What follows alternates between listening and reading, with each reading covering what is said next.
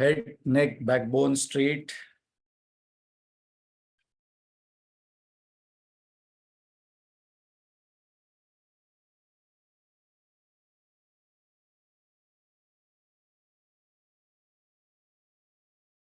Those who attended yesterday's Gita session, our meditation is based on that. Gatir Bharta Prabhu Sakshi. So that is what the meditation we are doing. To observe the Sakshi, and Bhagavan has told that I am the Sakshi in you. Sakshi can be translated into observer and illuminator. So at one level, we can say observer, but at the final level, we have to say illuminator. So when we become aware of the observer in us, that is the Sakshi, Bhagavan says that is me sitting there. And that is our meditation, what we are doing. So let us sit straight. Head, neck, backbone straight.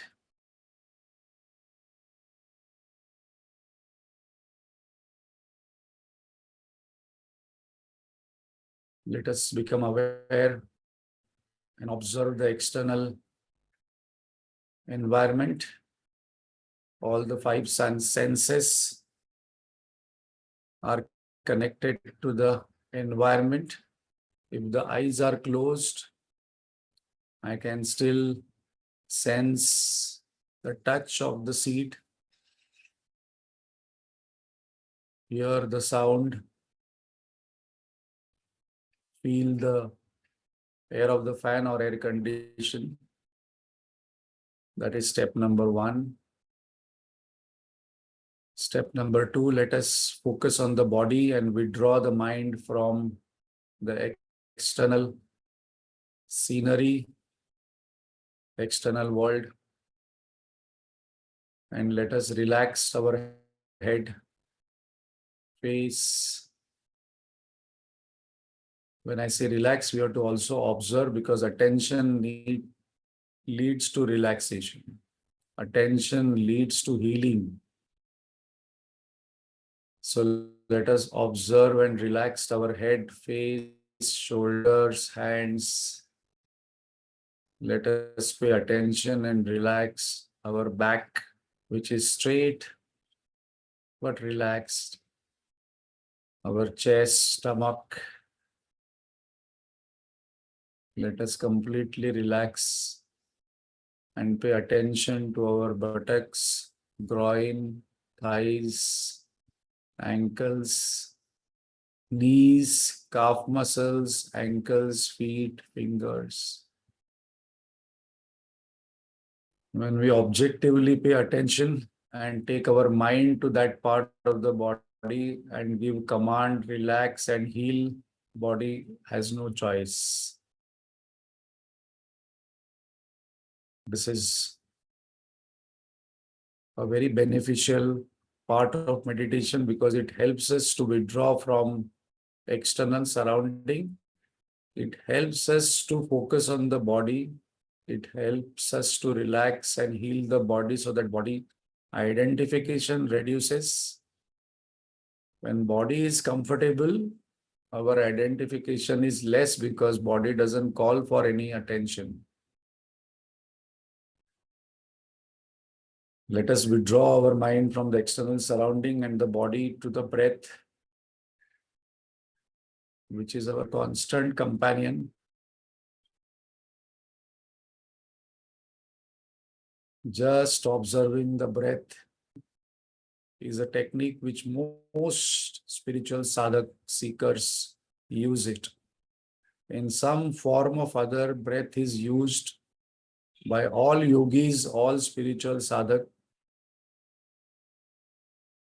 because as the mind acquires the quality of the object it focuses on, breath has no qualities, no shape, no form.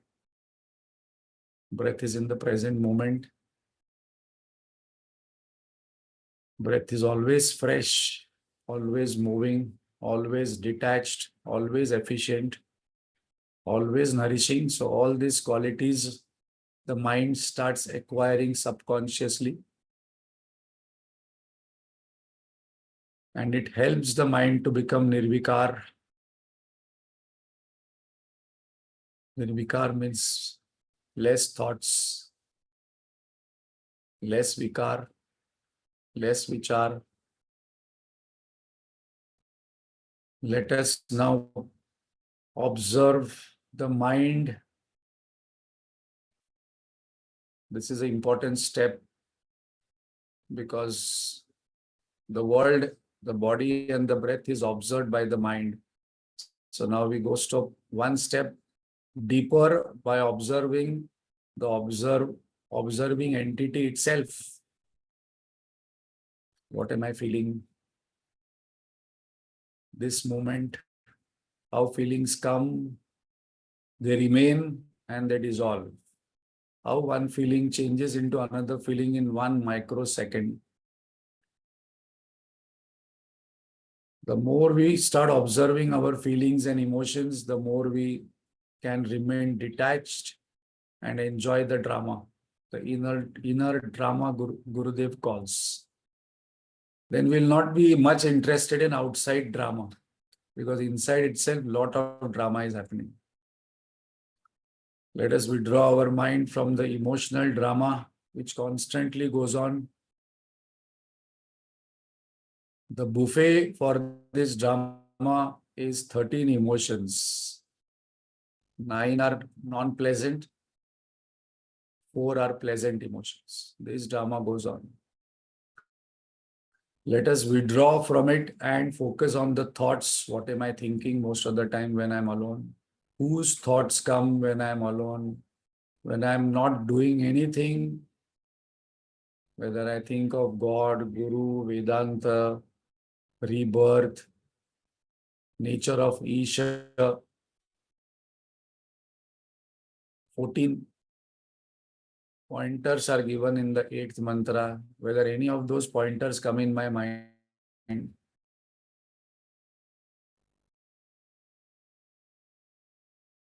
whether I am thinking of myself only, or whether I am thinking of Brahman.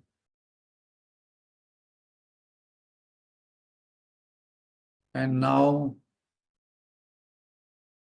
the deepest entity, that is the intellect. The entire attention we focus on the observer because I can know I am. So I know comes before I am. I know that I am.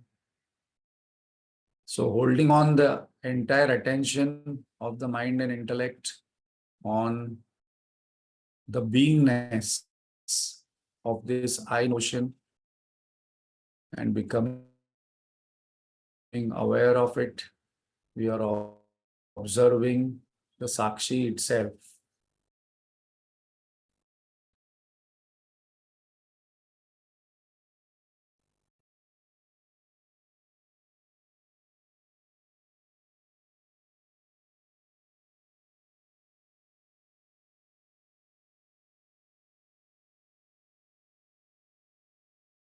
So when we are contemplating on sleep, when sleep comes, we do not know. In the same way, when we start paying attention to the Sakshi more and more, the attention remains on the Sakshi, and that point where we can pay attention to the Sakshi, we can have self of efforts. After that, when the sleep comes, we are not aware. In the same way, this process happens where the external environment, body, mind identification will be transcended.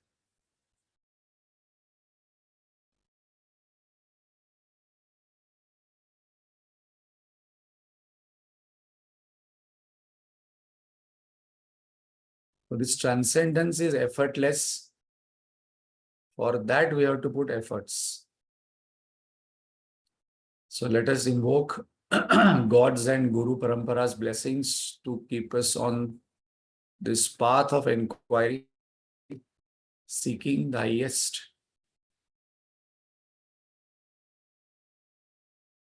And let us chant loudly. Om.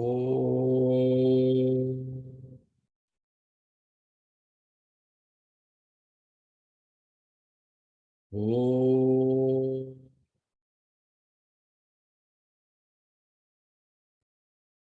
Om.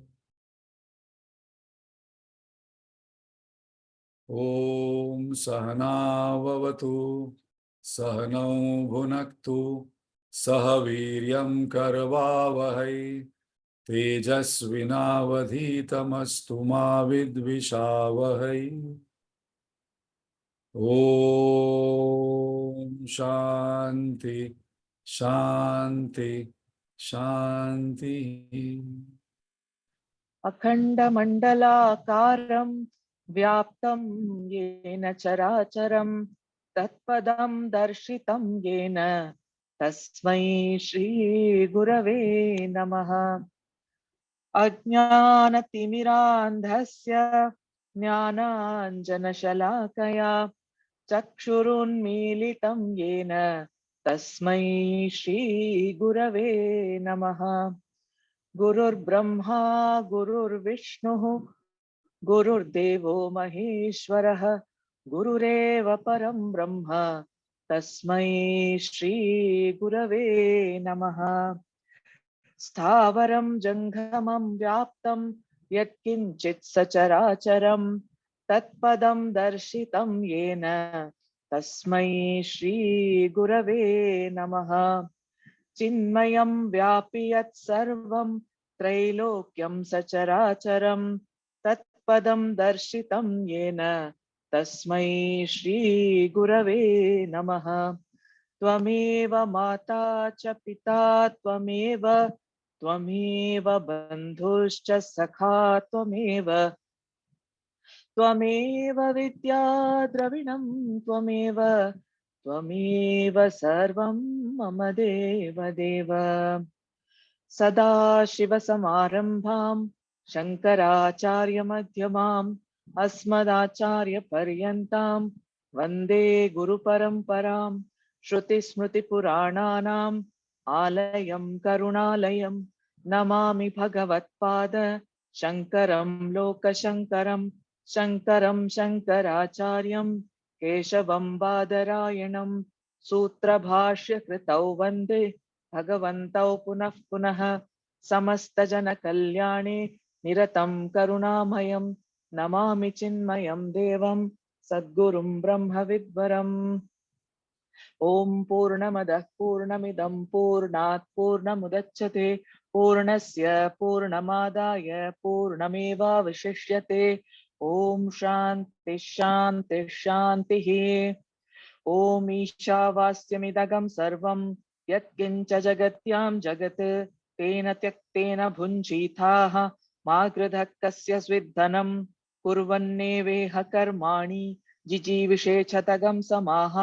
एवं त्वयि नान्यथेतोऽस्ति न कर्म लिप्यते नरे। असुर्यानां मते लोकाः अन्धेन तमसा वृत्ताः तागंस्ते प्रेत्याभिगच्छन्ति ये के चात्महनो जनाः। अनेजदेकं मनसो जवीयः नैनद्देवा आप्नुवन् पूर्वमर्षत् तद्धावतोऽन्यानत्येति तिष्ठत् तस्मिन्नपो मातरिश्वा दधाति तदेजति तन्नैजति तद्दूरे तद्वन्तिके तदन्तरस्य सर्वस्य तदु सर्वस्यास्य बाह्यतः यस्तु सर्वाणि भूतानि आत्मन्येवानुपश्यति सर्वभूतेषु चात्मानं ततो न विजुगुप्सते। यस्मिन् सर्वाणि भूतानि आत्मैवाभूद्विजानतः तत्र को मोहः कः शोकः एकत्वमनुपश्यतः। सपर्यगात् शुक्रमकायमव्रणम् अस्नाविरगं शुद्धमपापविद्धं कविर्मनीषी परिभू स्वयंभूः याथा तत्यथोऽर्थान् व्यददात् शाश्वतीभ्यः समाभ्यः। So, as we discussed last time, our main Upanishad is completed. If you have any questions on these first 8 mantras, anybody has any questions, any clarifications, please put in the chat box.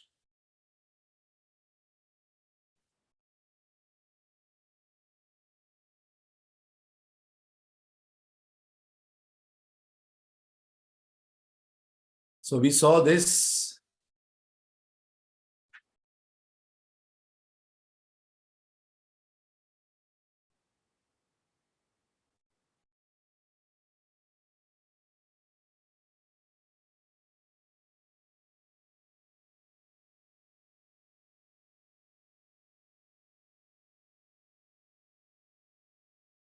Summary, I am just taking out where it is.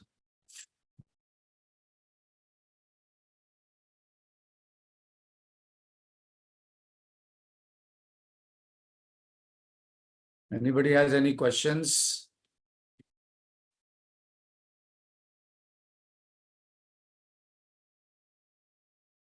So the first mantra is Jnana Marga.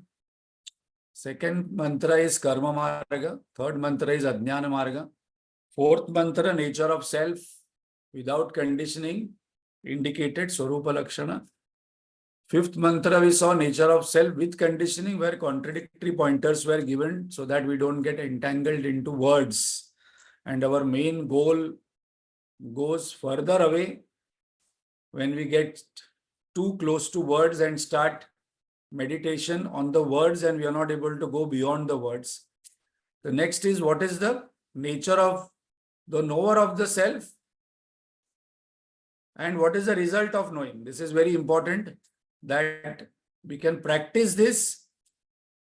No hatred towards anyone, no complaints. And what is the result of knowing this? There will be always vision of oneness. Because divisive vision is destructive vision, more suffering, more sorrow, more anger, more frustration, more irritation. Where there is oneness, suddenly we feel that there is love, compassion enhancing in our heart, which is important parameter to analyze whether we are growing as a spiritual sadhak. Sometimes when we get into technical discussions in Upanishad Brahma Sutra, at the end of the journey, we must ask whether my love, compassion, oneness is enhancing or no. And the result will be no shoka, no bhaya. We will become more worry, less sorrow, less depression, less sadness, less negative emotions. And then in the 8th mantra, we saw different pointers given for us to contemplate upon. So here is where the Upanishad main part is completed and the Mahavakya was pointed out. And in the last session, we discussed the entire summary of this is given in the Shanti mantra of this Upanishad, which is very powerful, which is given from the Paramarthic point of view, the highest point of view.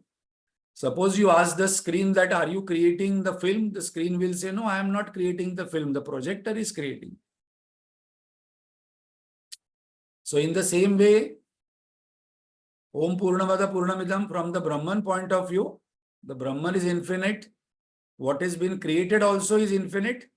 But when we start analyzing this mantra, we say that from infinite only infinite can come. And when we remove the infinite from infinite, only infinite remains.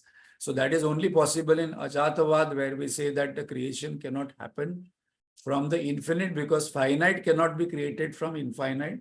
And another infinite cannot be created from an infinite entity, because there cannot be two infinites. So now the main portion of our Upanishad is completed. Then the next 3 sections are coming. The first topic, what has been taken here, is we will try to relate it to our own life, because if we find the language of the next 3 mantras is basically, as we see in Vedas, 80% of the Vedas are Karma Kanda and Upasana Kanda. So now to glorify the Jnana Kanda, this portion is coming, because after listening to this, you might say, or we might say that, actually I am not doing any ritual to go to heaven, honestly speaking. I am not doing any strong upasana like what people used to do upasana, like all, if you see asuras and rakshasas, you have done upasana. So we know what is upasana. So here the main pointer what is being given is that very important point to remember, because that is the main point given in the next three mantras, is that what is recommended is that do not do this upasana or karma in isolation.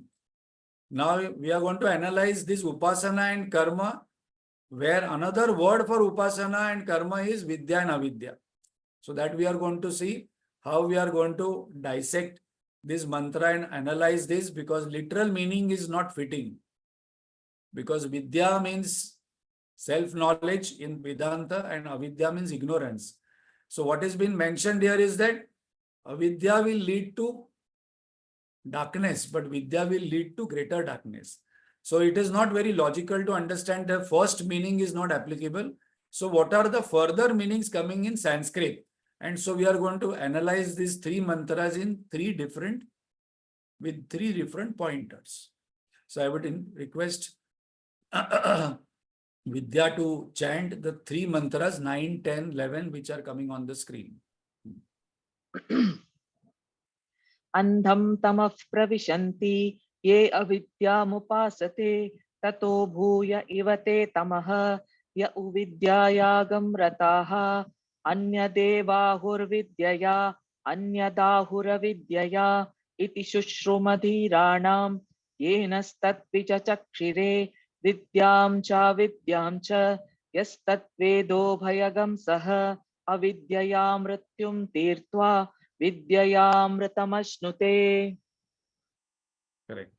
So what is the literal meaning? First of all, we will see, and then we will analyze it in three different ways. So now what has been mentioned here in the first mantra is that avidya will lead to darkness and vidya will lead to greater darkness. Okay, we understood. How? We are going to see that, because literal meaning is not applicable.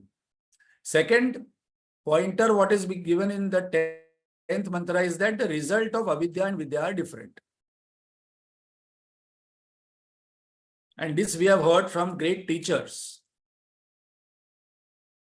And third, what is the main point we have to remember, what is the message of these three mantras is that it is recommended that we follow both together. Now this also is illogical, because avidya and vidya, suppose we take literal meaning, we cannot follow it together. So how you are telling that how these two can be followed together, and why you are emphasizing after the main Upanishad is completed, why you are emphasizing on these three mantras? So very important. As we mentioned, number one, we have not read entire Vedas, but the Vedas consist of Karma Kanda, Upasana Kanda and Jnana Kanda. So we had discussed this in the beginning of this Upanishad when we discussed the Vedas, how the Vedas are classified. In this entire Vedas, the Karma Kanda portion is the maximum portion. Upasana Kanda portion is next, and Jnana Kanda is very minimal. So now, to analyze this with this background, we will see how these meanings are coming here in three different ways we can analyze the mantras. So now, Shastra says that when the primary meaning is not applicable, then the secondary meaning we have to take. So why the primary meaning is not applicable? The primary meaning of Vidya and Avidya is self-knowledge and ignorance of the self. This is not applicable because Avidya leads to darkness, understood, but Vidya leads to greater darkness. This is not logical interpretation which is understood. Okay, that is point number one. Point number two is that both is recommended to be practiced together. Now, this is again not possible because we cannot practice Vidya and Avidya together. So definitely Vidya Avidya is giving us different meanings. It should be what is recommended here, what is indicated here is a different meaning of Avidya and Vidya. Second point. And what is the third point? Recommended that these two should be followed together. Now, these are the 3 pointers coming. So for example, In English, suppose we say, here comes a lion. Definitely in a class or in a session, we say, here comes a lion. We are not expecting a lion to come and roar. So definitely primary meaning is not applicable. So we go for a secondary meaning. So that is understood. Now we are discussing slightly in detail because we are not used to reading Shastra in this way. Because when we come to Brahma Sutra, Adhyasa Bhashya, or in Upanishad, many of the times primary meaning is not indicated there. Even in Bhagavad Gita, why it is recommended not to read on our own, because in that also when Atma is mentioned, somewhere Atma is referred as self, somewhere Atma is referred as mind, somewhere Atma is referred as mind, Buddhi, Mana, Buddhi, Chitta, Ahankar together. So there are different meanings of Atma also are there. Even Mana also. Second example, watching TV and going to sleep cannot be done together. Second mantra. Because these two are basically opposite in nature. Third example, I cannot go to east and west together. I cannot follow avidya and vidya together, which is the message given in the third mantra. So definitely when we analyze this, that knowledge, ignorance cannot be practiced together,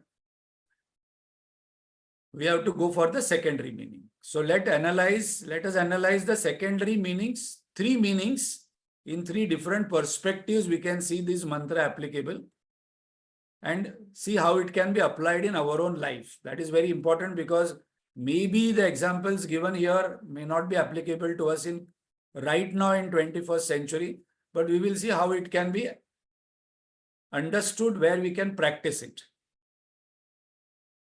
So what is the first meaning given here? Vidya is given as upasana, avidya is, the meaning is karma. So that is the meaning indicated here. So what is upasana? Mental worship, meditation on different deities for obtaining different results. So now this we also do, we worship Ganpati so that, Ganpati removes all our vignas. Now this is a very interesting real life story. I mentioned this, that one lady came from, I think, France, and she came in Ganpati festival. And then she saw entire Ganpati festival and she was so impressed. Then she asked, whom are you worshipping? People told her, we are worshipping Ganesha. What does he do? Why are you worshipping? No, he is Vigna Harta. He removes all obstacles. Whatever obstacles you have, he is the God who removes it. So we worship Ganeshji first before all pujas. We keep Ganpati before entering any temple also. She was very impressed. She bought one small Ganpati statue and installed that Ganpati statue in her toilet because she had a constipation problem, which was real. And she did with honest heart. Because she was told that he removes obstacle, I have obstacle in going for toilet, which was a real problem. And she told God will remove it, and God would have removed it. But the point is that we all worship unknowingly, knowingly some God and then ask that God for a result. Ganeshji for removing obstacles, Lakshmiji for some wealth, Saraswati for knowledge, Vishnuji to maintain our health. Sustenance is Vishnuji's. And suppose we do not want something in life to happen, then we should worship Shivji because he is a God of destruction. But this I am giving, our own examples which we can identify with. But in Vedas, there are different worships are given for different results. Suppose I want to have a child, that Dasharath Maharaj did some ritual where the paisam came and then he was supposed to give to all his queens. And that's how Ram, Lakshman, Bharat, Shatrugna were born. Then there are rituals done for Ashwamedha Yajna. And there are rituals, suppose I think that I want to go to Swarga next life. Then there is a ritual given to go to Swarga. Then there is a Panchagni, Yaga, which now also some sannyasis do. They put 5 fires and then they have to sit for a certain number of days, maybe 3 months or certain number of days, 60 days or 90 days. And then the Pancha Mahabhutas come in your control. Panchamahabhutas. So suppose you feel that, okay, now rain should not come. Rain will not come there for some time. Like one Mahatma went to Kailash Manas Sarovar. Those who have gone there, we know what happens there. Because suddenly the Kailash is seen and suddenly in 1 minute Kailash is not seen and you can only remain there for some time. So it depends upon one's sadhana and God's grace that we can actually have that darshan after reaching there with such a hard trek. No, very less oxygen. So some people had gone with one Mahatma. And then that time they came and then the entire Kailash was surrounded by clouds.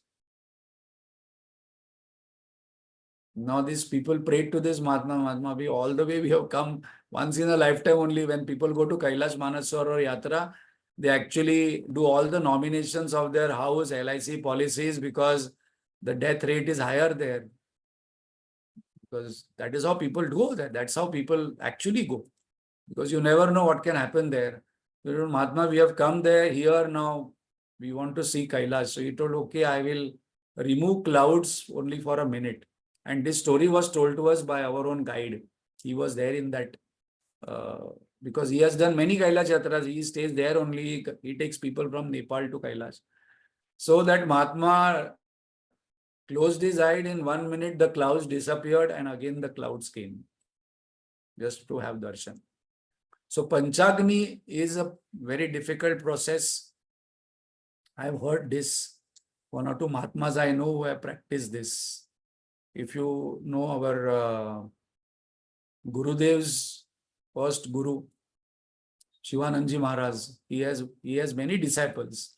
One of them was Satyananda Maharaj, Satyananda Swami. The Bihar school of yoga is started by him. He has done this Panchagni Yag. So just for information. So, and then karma, avidya means karma, vidya means upasana. So karma means kamya karma, desired prompted actions indicated for gross gratification, or all of us do. Second part also, I want to do some punya, I want to do some dana, I give money to poor people, and then I want to, go for higher worlds. There are people who have this desire that I do not want moksha immediately, I want krama mukti. I want to go to Pitrulok, then Swargalok, and then Rishi Lok, and meet all Rishis, and then go to Brahma Lok, and then from there mukti. So, what has been recommended here is that when we do upasana, the result is different. When we do karmas, the result will be different. So now one meaning what is applicable, which seems to be in order, that what is recommended that these two don't do in isolation, do it together. Why? Now we will see the implication of this. So result of upasana is Devaloka, result of karma is Pitruloka, Swargaloka. So suppose I do all good deeds. There are some people say, no, okay, just do good, be good. And then good will happen to you. What will good happen to me? I will go to Swargaloka, I will go to Pitruloka. And suppose I do some very great upasana, fasting for a long time. There are people who do a lot of rituals and some fasting, some kind of vow they take and then follow. That is the nature of upasana. Going to Ramanashram and doing that 14 kilometers trek or the Pradakshina is one kind of upasana. Doing Narmada Parikrama, Kailash Manas Sarovar Parikrama is one part of his. We can understand that is coming under upasana. That is not coming under karma. Because for upasana, I have to let go certain things. I have to sacrifice certain things. I have to bear certain things which are not so comfortable for my body, mind, intellect. So upasana, karma, the difference is upasana is taken consciously, knowing that there will be difficulties and bearing those difficulties so that my mind becomes pure and my concentration becomes very, very strong. So both are not opposed to each other, like watching movie and eating popcorn. Very simple example Guruji gives. When we go to movie, we can eat popcorn also and watch movies. So what is recommended here is that practice both together. Now this is very important to understand that Upasana and karma should be practiced together, because some people only will do upasana but not practice day-to-day karma. Like for example, in our day-to-day life, let us apply this. If we are not doing that upasana like Ravan did of Shivji, or many Rakshasa Asuras did for years together, 1,000-year upasana, and they got one boon from God. Many people do upasana of doing puja or doing for a lot of, fasting or going to yatra. But I'm not paying attention to my karma in day-to-day life. I talk anyhow. I do not do my duty to my family members and I go for upasana. This is not recommended. Gurudev says that I am not taking care of my family members and I'm doing dana for other people. I'm going for yatra for Char Dham, but here at home somebody is sick, which I'm supposed to do. I'm not doing that. So now this is very interesting and important to understand that what is recommended is that do it together. What is your duty? What is in the kamya karma? What is the part of the life that karma I must do and some upasana also do? I must do. So let us take our 21st century's karma and upasanas. We cannot take all these rituals because I do not know today, general public is doing all those rituals which earlier people used to do, upasanas. So what is being recommended? Karma and upasana do together.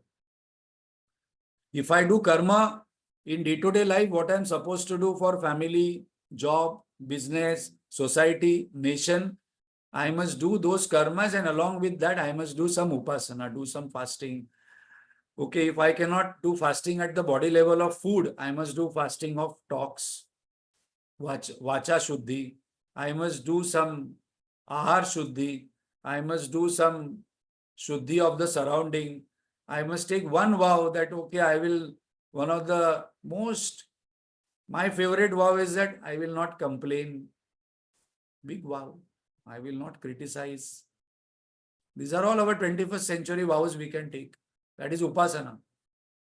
But at the same time, I must not become so rigid that, if I've taken a vow that I will not talk and somebody comes and we have to talk, we have to talk.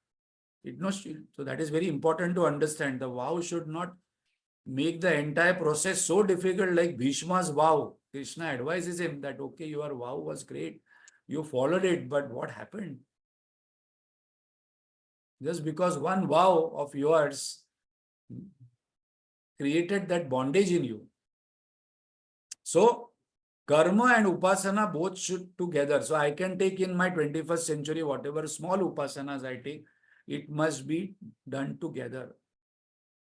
So, why do we want to go to Devaloka? For better enjoyments. I will get subtler body, longer stay, no disease, no old age, a specific lifespan where there will be all the time dance, music, apsaras, pleasures, and when my credit card is over, then suddenly I will be finding people do not search that where they have gone in Devalok. Swargalok is suddenly one person disappears and comes on Bhulok. Actually, suppose we read Puranas and all these things in Vedas, our desire to go in Swargalok will increase. So that is how it is so interesting. Just imagine no disease, no age. I will be of the same age to enjoy because I should be of same age to enjoy.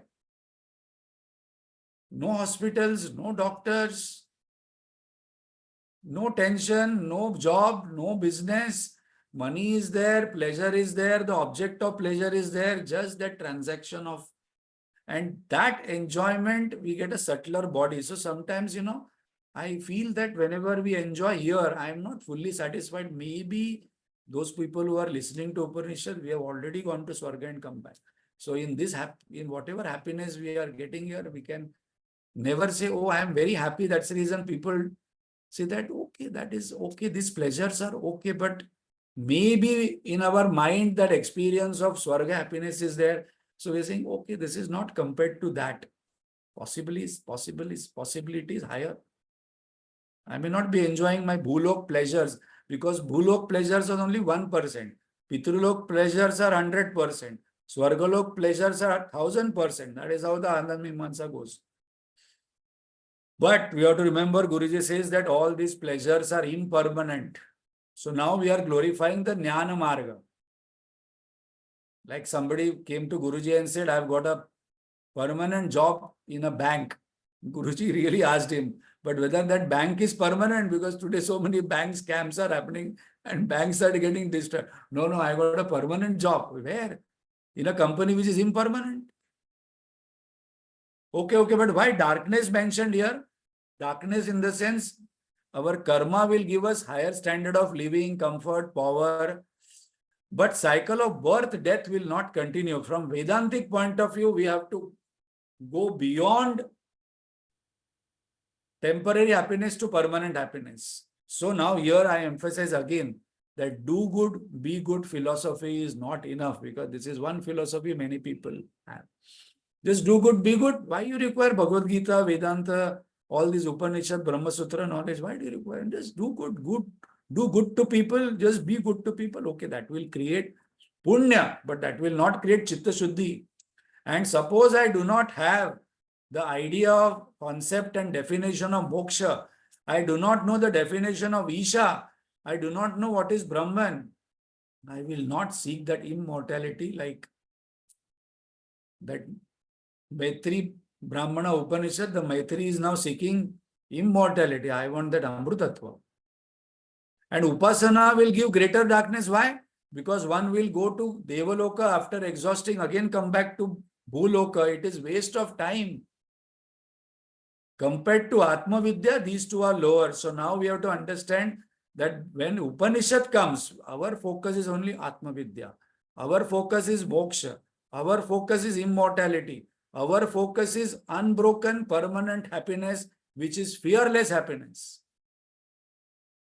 That is what we learned in Maitri Brahmana Upanishad. Maitri is not interested in now temporary happiness and dividing this property between she and another wife. Which is, I want to know, I want to get what you are going to seek and you are going to get. So both karma and upasana, both without Atma Vidya can create ego and selfishness. So this is again very, very important point. There are many people who do lot of upasana and lot of good karma, but that is where the ego can become very, very high. If I am not clear what is my highest purpose, what is the nature of Brahman, the link between Aham Brahmasmi, that is a key point. That's the reason after Mahavakya this is coming. So very important point, the Upanishadic student is interested only to focus on Aham Brahmasmi, Tattvamasi, Ayam Atma Brahma, Prajnanam Brahma. The self in me, self in all.